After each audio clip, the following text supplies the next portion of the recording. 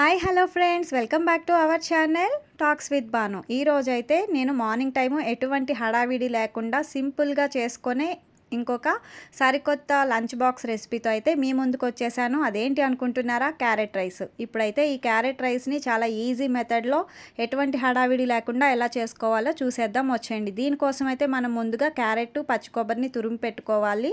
అలానే ఆనియన్స్, పచ్చిమిర్చిని కూడా కట్ చేసి అయితే పెట్టుకోవాలి ఫ్రెండ్స్.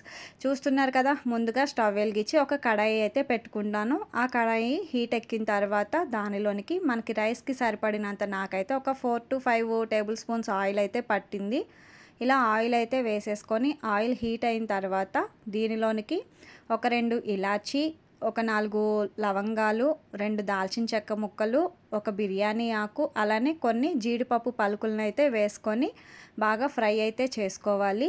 ఈ జీడిపప్పు పలుకులు మనకి గోల్డెన్ బ్రౌన్ కలర్ వచ్చేదాకా బాగా ఫ్రై చేసుకోవాలి. మనం ఆయిల్లో జీడిపప్పు వేసిన తర్వాత అలా వదిలేస్తే మాడిపోతాయి. అలా మాడిపోకుండా చక్కగా కలుపుకుంటూ ఉంటే కనుక మంచిగా ఫ్రై అవుతాయి. ఈవెన్గా రెండు వైపులా కూడా ఫ్రై అవుతాయి. ఈ మసాలాలన్నీ కూడా ఫ్రై అయిన తర్వాత ఇప్పుడు దీనిలోనికి మనం కొంచెం అంతా కరివేపాకు అయితే వేసుకోవాలి.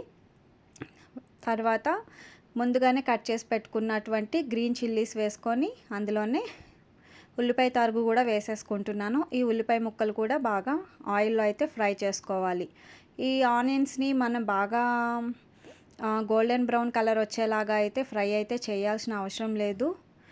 కొంచెం అంత మెత్తబడితే సరిపోతుందన్నమాట. కొంచెం మెత్తబడేదాకా అటు ఇటు కలుపుకుంటూ ఫ్రై అయితే చేసుకోవాలి. చూస్తున్నారు కదా, ఒకసారి కలిపేసుకున్న తర్వాత 1 నిమిషం పాటు అలా వదిలేసాము అంటే కనుక మంచిగా ఆనియన్స్ అన్నీ కూడా ఫ్రై అయిపోతాయి. చక్కగా ఇలా కలుపుకుంటూ ఎక్కడ అడుగంటకుండా మాడిపోకుండా ఆనియన్స్ని కూడా మనం ముందుగా ఫ్రై అయితే చేసేసుకోవాలి. ఇలా ఆనియన్స్ కొంచెం మెత్తబడిన తర్వాత దీనిలోనికి ముందుగా తరిగి పెట్టుకున్నటువంటి క్యారెట్ తురుమునైతే వేసేసుకోవాలి. ఈ క్యారెట్ కూడా మనం బాగా మెత్తగా అయ్యేలాగా అయితే ఫ్రై చేసుకోవాల్సిన అవసరం ఏమీ లేదు. ఈ ఆనియన్స్, క్యారెట్ తురుము మొత్తం అంతా కలిసేలాగా ఒకసారి అయితే కలిపేసుకొని దీనిలోనికి ఇప్పుడు మనం టేస్ట్కి సరిపడినంత ఉప్పునైతే వేసుకోవాలి. మనం రైస్ తీసుకునే క్వాంటిటీని బట్టి దానికి తగినట్లుగా ఉప్పునైతే టేస్ట్కి తగినంత సాల్ట్ అయితే వేసేసుకోవాలి. చూస్తున్నారు కదా, మనం రైస్ తీసుకున్న ఆ క్వాంటిటీని బట్టి సాల్ట్ అయితే వేసుకోవాలి. ఇప్పుడు దీనిలోనికే లైట్గా కొంచెం ఒక 1/2 స్పూను గరం మసాలా అయితే వేసుకుంటున్నాను. ఇప్పుడు వీటిని చక్కగా ఫ్రై అయితే చేసేసుకోవాలి. ఎక్కడ కూడా మనం కలుపుతూనే ఉండాలి, లేదు అంటే కనుక అడుగు పట్టేస్తుంది. అడుగు పడితే లైట్గా చేదైతే వస్తుంది. అలా లేకుండా కలుపుకుంటూ ఫ్రై చేసుకోండి. అలా అని చెప్పి క్యారెట్ తురుము మనకి బాగా ఫ్రై అవ్వాల్సిన అవసరం అయితే ఏమీ లేదు. ఇలా మొత్తం సాల్ట్, గరం మసాలా అనేది ఆ క్యారెట్ తురుముకి పట్టేలాగా ఫ్రై అయితే చేసుకొని 1 నిమిషం పాటు అలా వదిలేసి తర్వాత మనం ముందుగా కుక్ చేసి పెట్టుకున్నటువంటి రైస్ అయితే వేసేసుకోవాలి. చూస్తున్నారు కదా ఫ్రెండ్స్, మనం మీకు ఎంత రైస్ అయితే కావాలనుకుంటున్నారో దానిని బట్టి రైస్ని అయితే తీసుకోండి. ఈ రైస్ వేసిన తర్వాత చక్కగా ఆ క్యారెట్ తురుము మిశ్రమం ఏదైతే ఉందో మొత్తం అంతా కూడా రైస్కి పట్టేలాగా ఒకసారి అయితే కలిపేసుకోవాలి. వీడియోలో చూపిస్తున్నట్లుగా కలుపుకొని నేనైతే ఈ రైసు మొత్తం ఫ్రై అంతా కూడా హై ఫ్లేమ్లో పెట్టి చేసేసుకోండి. చక్కగా టోస్ట్ అవుతుంది అనమాట. రైస్ టేస్ట్ చాలా బాగా వస్తుంది. ఒకసారి కలిపేసి దీనిని కొంచెం సేపు అలా వదిలేసాము అంటే కనుక ఒక నిమిషం పాటు అలా వదిలేస్తే ఆ సాల్ట్, గ్రీన్ చిల్లీస్ కారం ఏదైతే ఉందో రైస్కి చక్కగా పడుతుంది.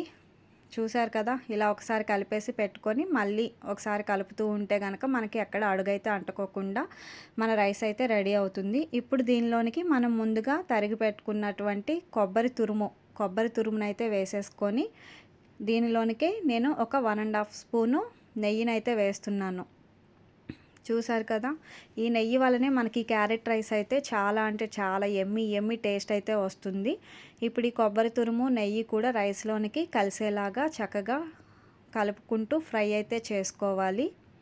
ఈవెన్గా కుక్ అవుతుందన్నమాట. మొత్తం రైస్ అంతా కూడా ఆ కొబ్బరి తురుము, నెయ్యిలో చక్కగా ఫ్రై అయితే చేసుకోవాలి. చూసారు కదా ఫ్రెండ్స్, మన క్యారెట్ రైస్ అయితే రెడీ అయిపోయింది. ఇప్పుడు దీనిపైనకి ముందుగా తరిగి పెట్టుకున్నటువంటి కొత్తిమీర అయితే వేసుకుంటున్నాను. ఇలా కొత్తిమీర వేసుకొని మనం స్టవ్ అయితే ఆఫ్ చేసేసుకోవాలి.